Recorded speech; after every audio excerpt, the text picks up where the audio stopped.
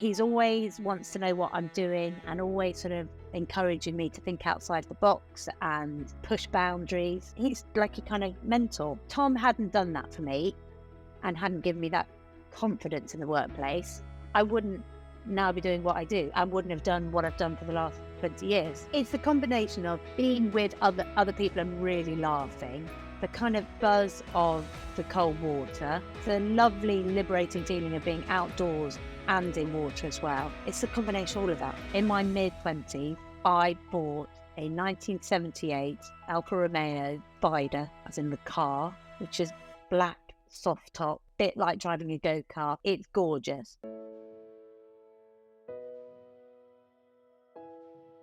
Hello, and welcome back to These Three Things, the podcast that asks which person, place, and treasured possession have made a profound impact upon your life and why. My guest today is Gemma Bruce. Having studied at Manchester University in the late 90s, she then headed to the city to begin her career, first in financial PR, before setting up and successfully running her own business for over 15 years. Gemma sold luxury homes across Italy. Some of her sales included castles, frescoed palazzis, and wine estates. Then in 2022, she was approached to join the European team auctioning luxury homes across the world. When she's not selling mega mansions, she can be found volunteering as a trustee at an all-girls boarding school in Worcestershire, where she once attended, or relaxing happily at home in the Midlands countryside, alongside her Yorkshireman husband and their 2 young sons. It is a great privilege and pleasure of mine to have my friend of 30 years on. Gemma, welcome. Before we get stuck in, can I ask you, how easy was it for you to choose these 3 things? 10 minutes, something like that. So when you approached me and we started talking, you quite quickly go down a bit of a, oh, well, it needs to be my dad, or it needs to be, my mum, or it needs to be my headmistress, or so, someone who jumps out as someone really key. But then you start thinking, actually, no, there might be a different way about going about this, and thinking about actually who and which things have been, I suppose, pivotal and really key. Yes, and I think with everyone who's been on the show, I always reiterate, it's not the person that you love the most, but that person, and yes, that often is your mum or your dad, or a grandparent, but that person that sort of set the wheels in motion for you, who made a profound impact upon you and sort of shaped your destiny in some way. And it's sometimes a teacher at school, or it's sometimes your first boss, or just someone that you've never met before. So tell me, who did you choose? So I've sort of come at it from someone who has been really key in my career and my kind of confidence and my persona in my career. So, as you explained at the start, my first 2 jobs were in the city, so as in the financial district of London. I'd moved to London, left university. I'd done history of art at university, and I thought, wouldn't it be lovely to work in an auction house with beautiful antiques and art? And then I discovered they only paid £12,000 a year. And I thought, no, I want a really good social life and some really good clothes, seeing as I've been a student for a few years. £12,000 a year is not going to cut it. So I took a job. I knew it wasn't for me. I just knew it was never going to be long-term for me, but I liked the salary. There were a few fun people in the office, and we'd go out drinking after work, and that was fun. But I always knew it wasn't for me. And it always sort of, I don't know, there were moments when it really made my skin crawl. It served its purpose at the time. So I did the first job, then I was headhunted to go and work for a smaller agency. And we'd spend our days. So our role was, we were financial PR advisors. So we had a list of clients who were publicly listing companies, and we had to get on the phones and speak to financial journalists and, explain why whatever thing was going on with the company was worth writing about. So if there was a merger or acquisition or an IPO or things like that. All the people that, yes, there were some nice people in the office. There was some people in the office who weren't so nice, who would very much look you up and down and really considered the women as the second-rate people in the office. Yeah. And a lot of the sort of lawyers and the bankers and the journalists that we dealt with were also very arrogant and patronising, all sort of cut from the same cloth, all privately educated, had been to some top university, quite entitled. And I just sort of went with it, but I knew it wasn't for me long term. And then Tom came along a couple of months into my second job. Tom is privately educated. Tom's half French, also speaks Italian like myself. So he's kind of connected with the language stuff. He super bright. He went to Oxford. So I was always kind of like, wow, really in awe of his intellect. But he was different to the rest of them. And I think he saw something in me that he liked, my kind of drive and ethic towards working hard. But he was also quite fun and quite kind. And he just sort of had my back. And we had a client who was an Italian property company. And whereas normally when you have a colleague who you like working with, you look after them and you want to make sure that they stay in the business with you. But he saw a potential opening for me to go work for this Italian company. And he knew it was the right thing for me. So, not only had he made me feel more confident in the workplace and stand out as a woman in a very male-dominated and arrogant sort of workplace, he also stuck his neck out and basically said to the Italian company, you should hire Gemma. She could run your London office for you. She could get all this off the ground for you. And basically push me into the world of property, knowing that it was going to be the right fit for me. And that was, if Tom hadn't done that for me and hadn't given me that confidence in the workplace, I wouldn't now be doing what I do. I wouldn't have done what I've done for the last 20 years. So yeah, Tom. So what's Tom's full name, please? So Tom is Tom Hampson-Bellon. He's half French. He's very good fun to be around. He came to my wedding. He didn't know anyone. He didn't have a girlfriend at the time, and he rocked up on his own and had a great time, and everyone loved him. And I was like, that in itself just really impressed me, that he was prepared to just come on his own. But I haven't seen Tom for probably 10 years. We speak twice a year at most. He lives overseas now, but when we speak, we always talk shop a bit. He's always wants to know what I'm doing and always sort of encouraging me to think outside the box and sort of push boundaries. And yeah, he's like a kind of mentor. He's probably 6-7 years older than me, something like that, early 50s. So what I love most about what you've described about those early meetings and you coming to the city and being thrown into a world, fresh from university, and what you've described about it being quite cutthroat and bullish and arrogant. And yes, there's light and shade to every industry, isn't there? But what I love about what you've described about Tom is that he was willing to stand up to any misogyny in those moments and back the talent, regardless of gender, just back the talent and believe in you. And I can feel that would have had such a profound effect on your confidence and your standing and your self-belief in your early 20s when you are effectively deciding on your whole future. And I really hope that he sees this episode and realizes just what a profound effect that meeting alone did. Because here you are 30-something years on, or nearly 30-something years on, talking about him with such fondness and admiration because of the impact of that moment in that meeting. Yeah, because I think it would be very easy in that world to always just feel slightly inferior, because but he's and I think what I've seen since then is I've had the confidence, I've moved on, I've sort of thrived in the property world, and I now work. So my team is the 6 of us, 5 men and me.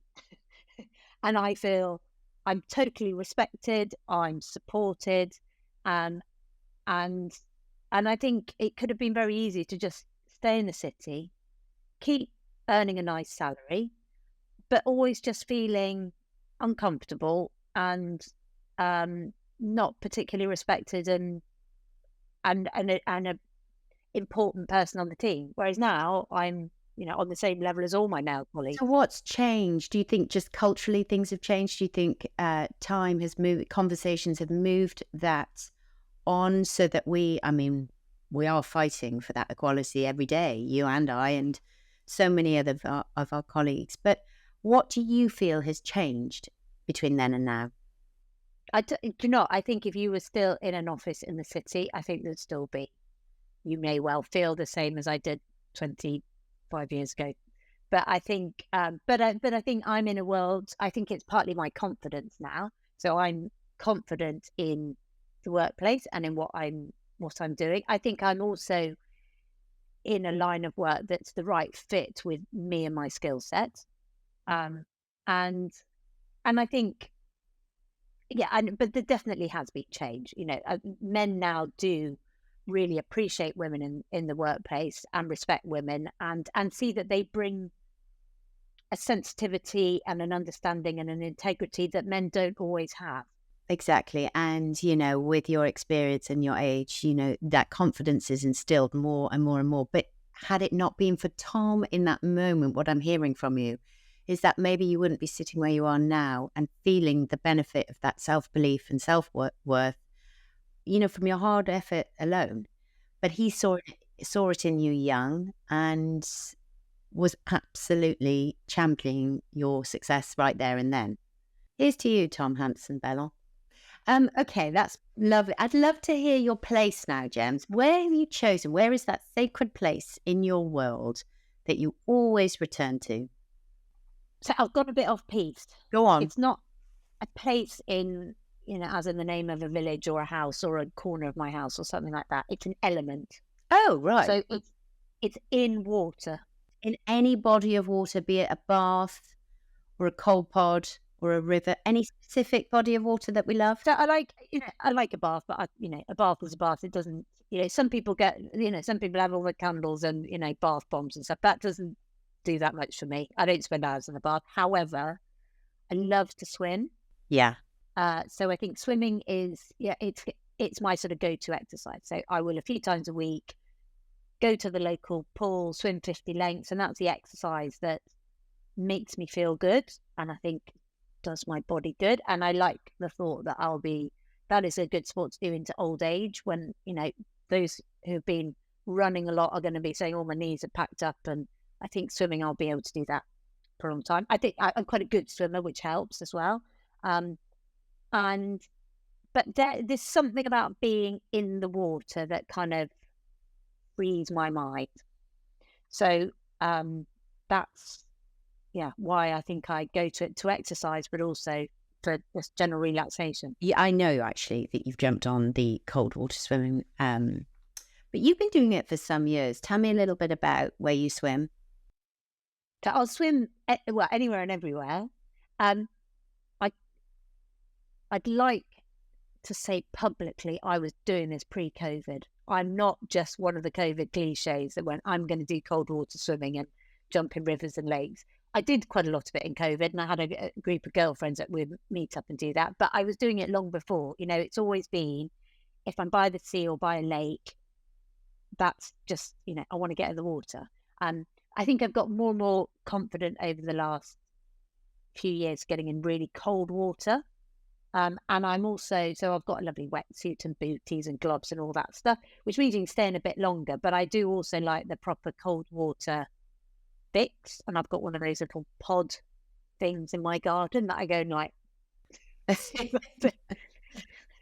and I wait until I'm like my sort of joints are aching with cold, and then I get it out. But that makes me feel brilliant. But it's the water. It just frees my mind. The sea, the ocean, a sea, or a lake. Do you have a preference? If I was to say to you now, Gems, you could go anywhere for a swim, where would you go?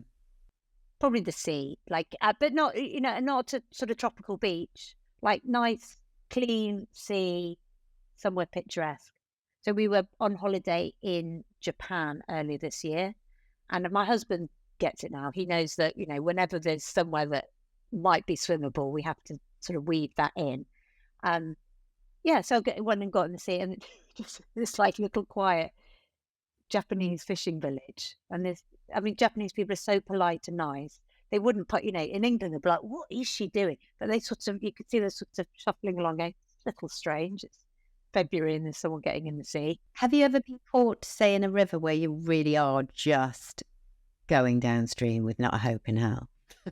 No, but this fun group of girls that I've swum with quite a lot over the last 2 years, there have been times where we're like jumping in and then grabbing a branch and holding on and having a bit of a chat, holding on to the branch and then drift down. But yeah, it's nice.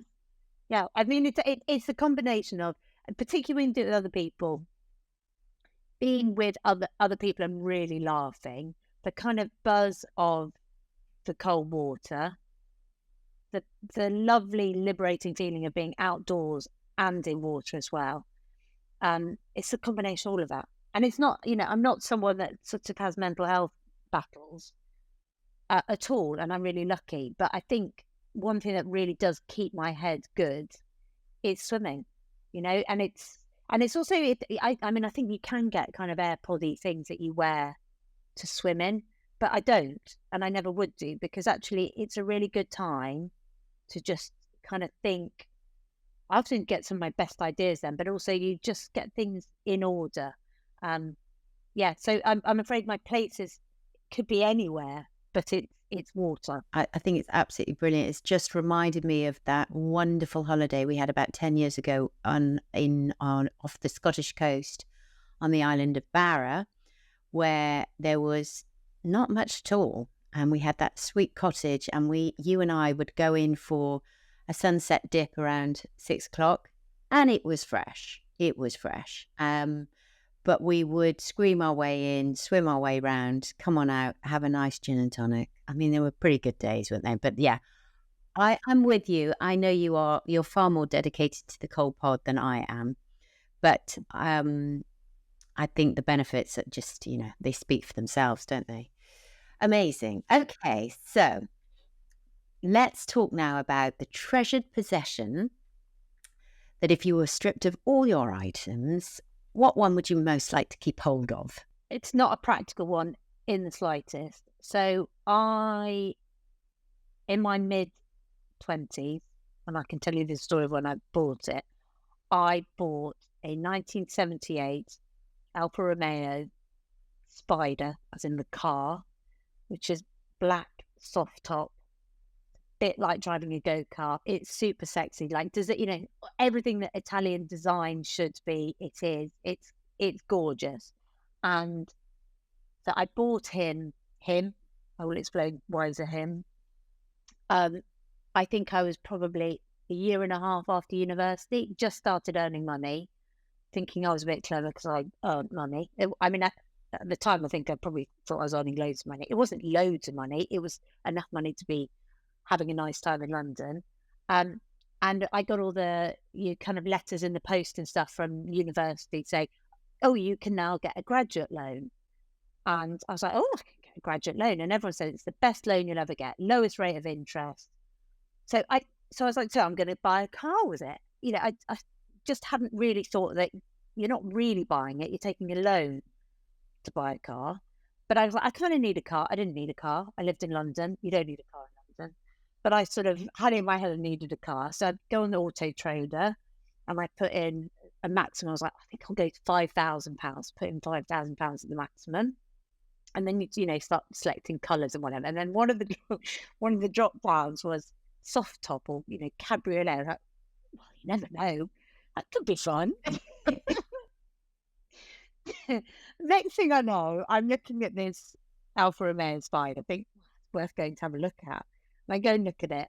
And I remember ringing my dad and saying, so I'm going to buy a car. And he's like, yeah. And I think he's expecting a Clio or a Fiesta. Or I was like, so I've just been to see this Alfa Romeo Spider 1978. And yeah, I could hear him thinking, it's just totally impractical in every way. And it is totally impractical. Like, one, it is 1978. Two, it's Italian. Like, you can't get more unreliable than, than the one I bought. But I think he thought, I remember him saying something like, yeah. And just him thinking, total chip off the old block. Like, I mean, why not? What's not to like about it? Of course. So I bought him, and he lived on the side of the road in Shepherd's Bush. Put a cover on him, and he was fine. The only problem we had with him, and I still have with him, he leaks. So if you go out and it's a nice sunny day and the weather turns, a little bit of a problem. So kind of where you pull the roof down, it drips either side. And the good thing is, it kind of drips and it collects in like a little pocket on the door, you know, where you put your maps and things. So it collects there. However, if it's been raining and you've forgotten it's been raining, you get in the can you close the door? You get this little wave that comes out inside the baby. I love it.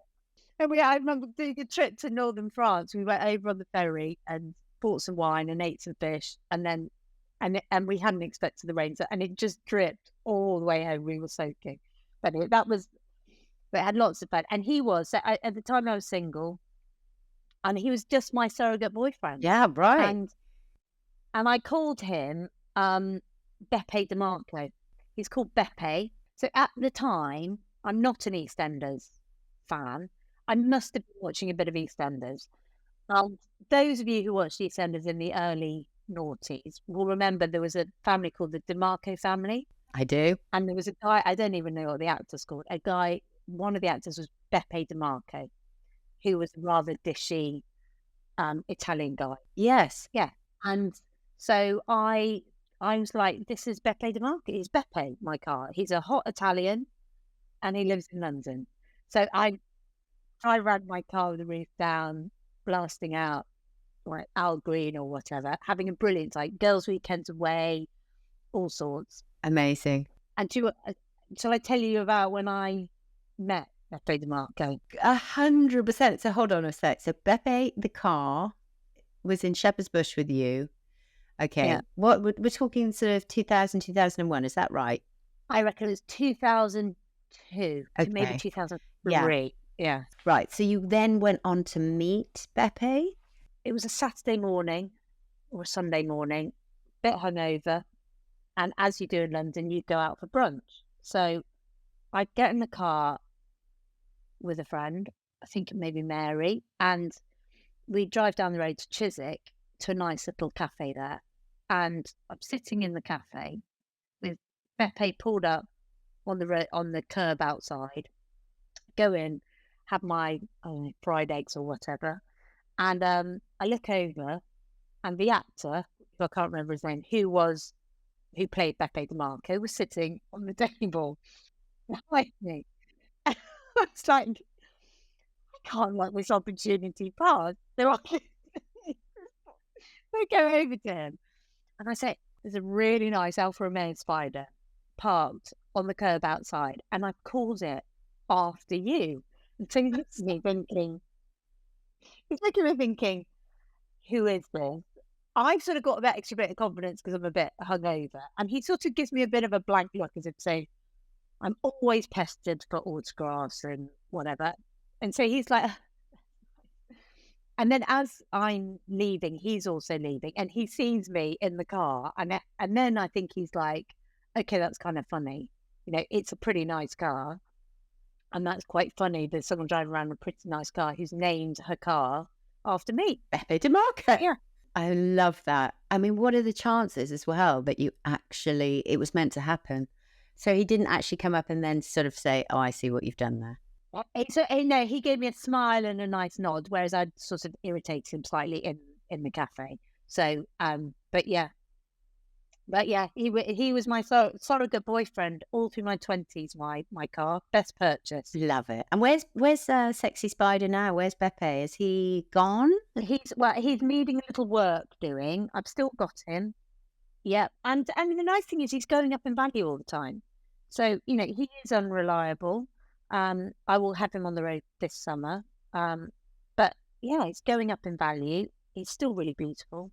The kids call him a trumpet, my trumpy car, because it's kind of such a throaty exhaust, and it goes.